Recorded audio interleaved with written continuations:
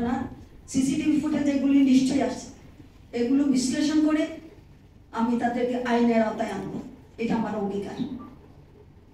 আর জনগণকে আমি বলবো, এই ডাক্তাররা আপনাদের সন্তানের মতো, কারো ছেলে কারো ভাই, আমাদের নিজেদের সন্তানের মতো। তাদের দিক প্রতি একটু মানবিক হন।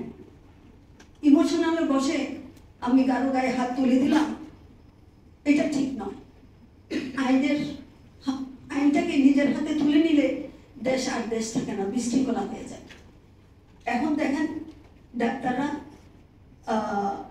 শাটডাউন ঘোষণা করেছে, চিকিৎসা সেবা না পেলে কেউ টিকতে পারবে? দেশ ঠিক থাকবে? থাকবে না। তাই আমি সবাইকে আবেদন করব, অনুরোধ করব, আইন নিজের হাতে তুলে নেবেন না। আর তেমনি আমার ডাক্তারদের আমি বলবো, তোমরা আমার সন্তানের মতো, তোমরা এই শাটডাউন তুলে নাও। মানুষের সেবা করার জন্য এসছো, এই সেবাটা দাও। নিজেকে তো অনেক উজাড় করে দিয়েছো, আবার উজাড় করে দাও। তোমরা প্রমাণ করো তোমরা মানুষের সেবার জন্য এসছো, তোমাদের হৃদয় মানুষের দুঃখে কাঁদে, তাদের জন্য তোমরা আছো, এটা আবার তোমরা প্রমাণ করো। এটাই তোমাদের কাছে আমার বিনীত অনুরোধ। আমরা এটা একটু বলে নেই, আমরা ইতিমধ্যে তদন্ত কমিটি করেছি, দুটোর জন্য আমরা তদন্ত কমিটি করেছি। যারা অভিযোগ করেছেন চিকিৎসা ঠিক মতো হয়নি, তাদের জন্য একটা তদন্ত কমিটি করেছি, এবং আমার ডাক্তারদের যারা এইভাবে হাত তুলেছে তার জন্য আমরা একটা তদন্ত। যেহেতু শাটডাউনের ঘোষণা দিয়েছে সারা দেশে, এই শাটডাউনের বিষয়ে যারা ঘোষণা দিয়েছে তাদের সাথে বসার কোনো সিদ্ধান্ত নিয়েছেন কিনা বা কথা হয়েছে কিনা? তারা অনুরোধ জানিয়েছেন, বাট এটা কি তাহলে এই সিদ্ধান্ত থেকে তারা ফিরে আসবে কিনা এই বিষয়ে কি উদ্যোগ নিয়েছে? আর তদন্ত কমিটির আমি আবেদন জানাচ্ছি, আপনাদের মাধ্যমে তাদেরকে আমি আবেদন জানাচ্ছি। আমি আশা করি তারা আমার কাছে শুনবে। সারা দেশের চিকিৎসা সেবার ব্যাপারে আপনি এখানে তাদের প্রতি অনুরোধ জানিয়েছেন, কিন্তু এখানে আসার আগে বা তাদের সাথে কথা হয়েছে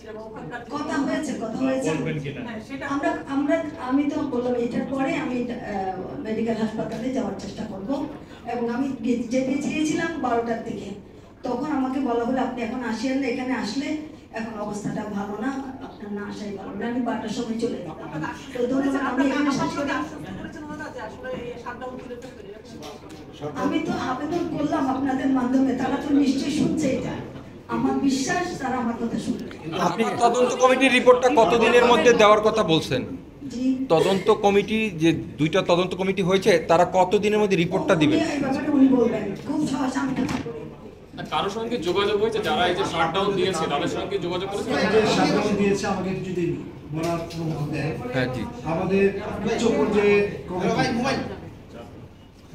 আমি তো প্রধান হতে পারি না, আমার পরবর্তী যেজন আছেন অতিরিক্ত সচিব 3 জন তদন্ত করছেন।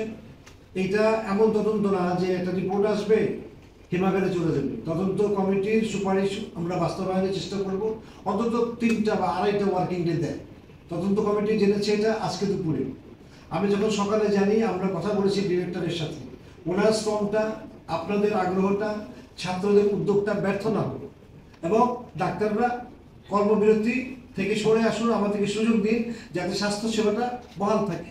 শুধু ঢাকা মেডিকেলের দায়িত্বে না ম্যাডাম, বা আমি দেখভাল করছি না, সারা বাংলাদেশের সব মেডিকেল, পুরা স্বাস্থ্য ব্যবস্থা দেখভাল করছে মন্ত্রণালয়। তাদেরকে কাজ করতে দেন, আস্থা রাখুন। তদন্ত কমিটি যা পাবে সেটা হিমাগারে যাবে না, আমি এটা বলতে পারি, ব্যবস্থা হবে। মামলা তদন্ত যদি পাওয়া যায় যে সব সত্য, অমুক আসামি অথবা বেনামি 1000 আসামি, তাহলে তোমাকে সিসিটিভি দেখতে হবে। আমি যদি বলি স্পেসিফিক বলেন যে মিস্টার এক্স জড়িত, তাকে আমি যদি অপরাধী পাই অ্যাজ পুলিশের দারোগা, অবশ্যই অ্যারেস্ট করব।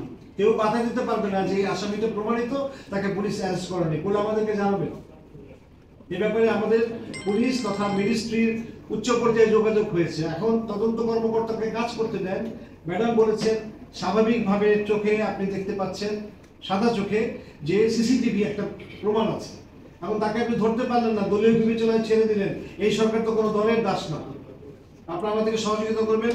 কথা বাড়ালে আমাদের কাজে আমরা পিছিয়ে যাবো। আপনারা আপনাদের কাজ করেন, আমরা আমাদের কাজ করবো। আমি ওনার ভাই আবার ডাক্তার ভাইদের, বোনদের, সন্তানদের আহ্বান জানাই, আপনারা তথাকথিত শাটডাউনটা তুলে নেন, কাজ করেন সব জায়গায়। আপনারা যা চান আমরা তো প্রতিশ্রুতিবদ্ধ। ম্যাডাম বলেছেন সাংবাদিক ভাইদের মাধ্যমে, প্রিন্ট ইলেকট্রনিক মিডিয়ার মাধ্যমে এই আবেদন ডাক্তারদের কাছে যাবে। এখন আপনারা এটা বন্ধ করেন যাতে চিকিৎসা সেবাটা, একটা জরুরি প্রসূতি, একটা জরুরি অ্যাক্সিডেন্টের রোগী যেন চিকিৎসা সেবাটা পায়। ম্যাডাম আর কিছু বলবেন? Thank you.